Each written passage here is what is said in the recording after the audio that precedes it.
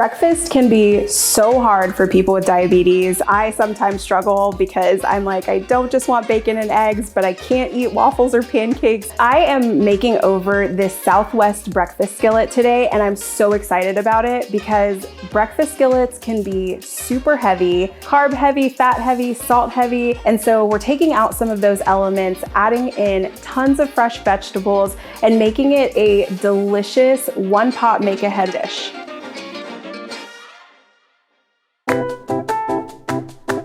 One of my favorite things about cooking is cooking a gorgeous and colorful dish and kind of gets those oohs and ahs.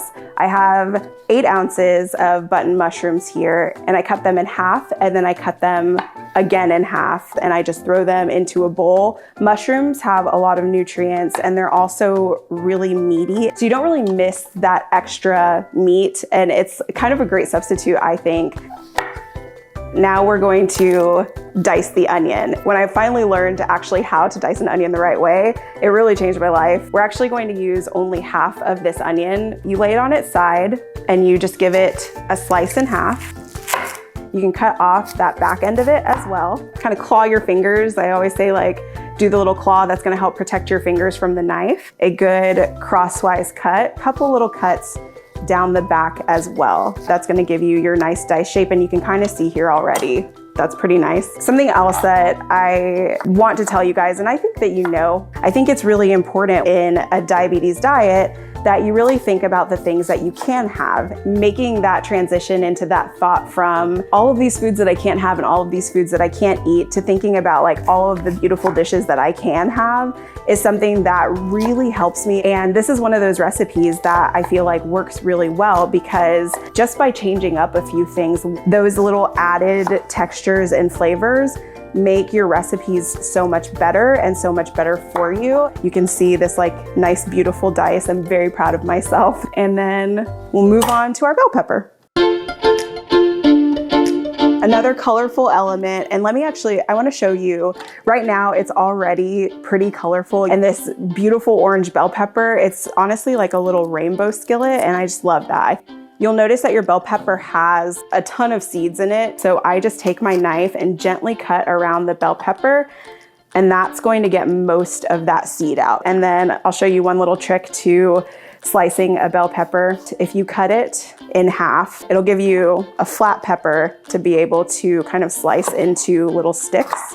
And then we're gonna give them a little square cut so they're just about the same size as our onion. And just make sure that the pieces are as even as possible. If you have some like huge pieces of bell pepper and some really tiny ones, the tiny ones are gonna cook faster than the bigger ones. So you wanna just make sure everything is as even as possible. And then we have our potatoes, gold potatoes, or you can use red potatoes. As long as they're like tiny and cute, you wanna get these like little adorable ones. And we're gonna do the same thing. Potatoes were one of the first foods that a dietitian told me I could not ever have. That was disheartening to me, but I think it was really important that I found ways to incorporate and use potatoes in different ways. So being able to prepare them in a pan with very little fat, very little salt, makes it a better option. I have now 1 little clove of garlic here. Give this a smash. I'm always so scared to do this. Nothing bad ever happens. You can see I like smashed it in half. And then you're gonna make your little claw so that you protect your fingers and go ahead and give it just a little rough chop. Dice it up really, really finely.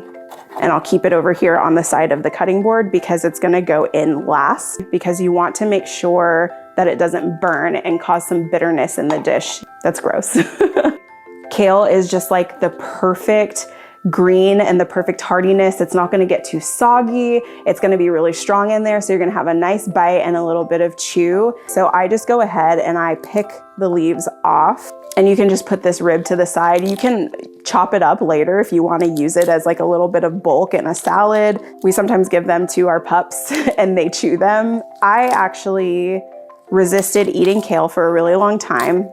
When I was first diagnosed with diabetes, I was kind of told that like all that I could eat was kale. And so I had this little moment of rebellion. I don't know, it's one of those things where like somebody tells you what to do and you're like, I'm not doing that. And then I finally came around on it, and my husband can tell you that I literally am like a kale pusher. We're just gonna tear that up as the last step. Okay, so look at all of my beautiful vegetables. I just chopped everything up. I'm headed to the fridge and we're getting some bacon out. We're using some low sodium bacon. When you have diabetes, you're always looking for a way to kind of fit the things that you enjoy in. And the reason that that's a little better is because less salt. I'm using enamel cast iron for this. One, because it's a nice deep pot. I also like it because it's a great non-stick option. I love that because then you don't have to use any extra oils or fats to coat the bottom of the pan so the food that you're putting in doesn't stick. And I'm gonna turn it on to a medium-high heat and kind of doing the hover test here. It feels like it's pretty good. The sizzle is amazing, so it means that we're gonna get a really great sear on the bacon. It's been about 5 to 7 minutes. I actually turn the heat off at this point because your cast iron enamel is hot enough to cook the bacon the rest of the way. So we're gonna give it a little flip. It smells so bacony in here. And then we're gonna let that go for just a couple more minutes. So what I'm going to do is put my bacon, my cooked bacon, on a paper towel.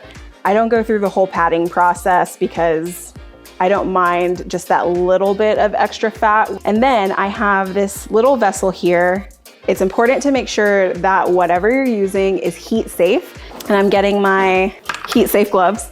And then I'm gonna take my pan and look at all that oil.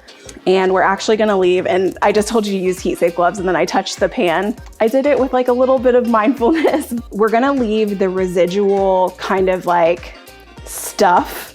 I don't really know what to call it. It's just like stuff. It's like bacon stuff. We're gonna leave that in the pan, and that's gonna give us some flavor for the potatoes and for some of the veggies so that we have that little bit of extra bacon flavor throughout. So I'm turning my stove back on. I have my potatoes that I sliced here earlier, and we're just gonna scoop them right in. So we just wanna make sure that everything gets evenly distributed in the pan. The potatoes have been cooking for a couple of minutes, and now it's about time to add a 1/4 cup of water. I'm gonna just sprinkle it in. We'll cover it for about 5 minutes, and that will get the potatoes nice and tender. We'll stir it halfway through just to make sure everything is evenly coated, and that's a good gut check to see if our potatoes have cooked properly. So I'm grabbing right here our beautiful chopped up vegetables. And this is where that nice deep pan comes in handy because look at all this stuff that we're adding into it. I usually do pinches of salt, and I'm pretty good about measuring with my hands, but if you wanna have exact measurements, go ahead and use measuring spoons. That's perfectly fine. And then for pepper, the same thing, that I just do a couple turns and that's fine.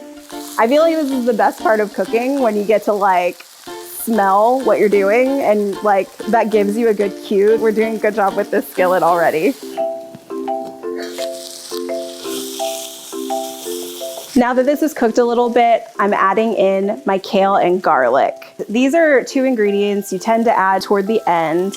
You can see from like the top, the kale is really bulky, and so it's gonna need a minute to cook down. We'll give it a couple minutes, 2 to 3 minutes, and see how that came out. We wanted the kale to shrink in volume, and it definitely did. So we can stir it in, and then you can kind of see those other really pretty looking vegetables come through. And then we're gonna chop up some of our bacon. I like to get that little extra chop so that you just get a little bit of bacon in every single bite. Here's a good point where you can like sneak a little bite if you want a little bite of bacon just to make sure you cooked it right. So I'm gonna do that. It's actually super delicious. Now that everything has settled in the pan, it's time to add our eggs to the skillet. So before we crack the eggs in, we're going to make some wells in the pan, and it's just almost like a little basket for your eggs. And then you'll crack them straight into the pan. I give it a little tap, and then I just separate it out right into my wells. And I do that with each egg. You'll cover it, and you're going to let it cook for about 2 to 3 minutes, a little more depending on how you like your eggs. If you like them cooked a little bit longer, you can open it up, take a look, cover it right back, and let it steam for just a little bit more time. And they look absolutely perfect. And then we're gonna do one of the other best parts of this, which is to crumble on the bacon. You just sprinkle it on, and it looks so colorful. And so now we get to top it with some of our favorite ingredients: cheddar cheese, pico de gallo, and cilantro. So here it is, this beautiful breakfast skillet with tons of fresh ingredients. It's so colorful, so beautiful. I'm super just like, I'm drooling. It looks so good. I wish you guys could smell it, and I wish you were here with me. We're digging right in. And I just like, so excited to just like stick my fork in there and eat some of it. So all in one bite. That freshness from all of those different veggies is just amazing. I have to take another bite, and then another, and then another.